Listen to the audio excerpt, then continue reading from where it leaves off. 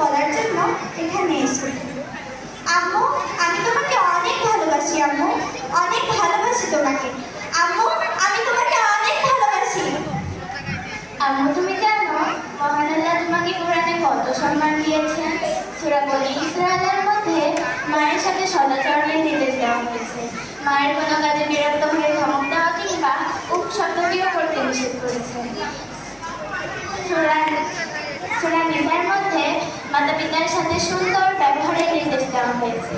সূরা বাকারা এবং সূরা মারিয়ামের মধ্যে নবীদেরকেও মায়ের প্রতি সদাচরণের নির্দেশ দেওয়া হয়েছে।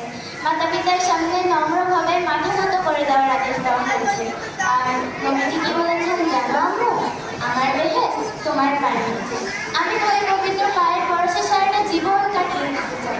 পৃথিবীতে যত ভাষা, যত শব্দ আছে, ভালোবাসার সুরে সবচেয়ে ধনিকা হওয়া শব্দটি মা। নিঃস্বার্থ ভালোবাসার পূর্ণতা পাই মা নামের শব্দটিতে। আমি তো মা দিয়ে মসজিদ বুঝি, মা দিয়ে মাদ্রাসা, মা দিয়ে মাথা, মা দিয়ে মাথা। পৃথিবীতে কত পারফিউম আসতে যাবে, কিন্তু তোমার আচলের ঘ্রাণ আমার কাছে সব সময় সেরা পারফিউম। পৃথিবীর মনীষী গন্তব্যকে নিয়ে কি বলেছেন জানো আম্মু? টমাস আলভা এডিসন বলেছেন, আমার মায়ের একটি পরিদীপ্ত মিথ্যা আমাকে সাধারণ শিশু থেকে বিজ্ঞানীতে পরিণত করেছে।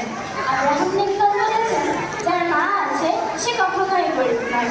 জর্জ ওয়াশিংটন বলেছেন, আমি আমার মায়ের কাছে চিরঋণী।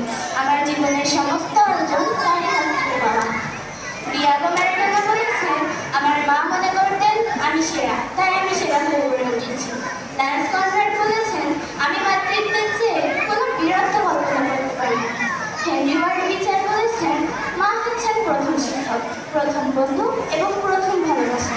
এপিজে আব্দুল কালাম বলেছেন, একটি দেশের দুর্নীতিমুক্ত এবং মেধাসম্পন্ন জাতি গঠনের জন্য তিনজন গুরুত্বপূর্ণ ব্যক্তি রয়েছেন, বাবা, মা ও শিক্ষক। স্টেভ ওয়ান্ডার বলেছেন, মা ছিলেন আমার শ্রেষ্ঠ শিক্ষক, দয়া, ভালোবাসা আর কৃতজ্ঞতা শিক্ষক। ভালোবাসা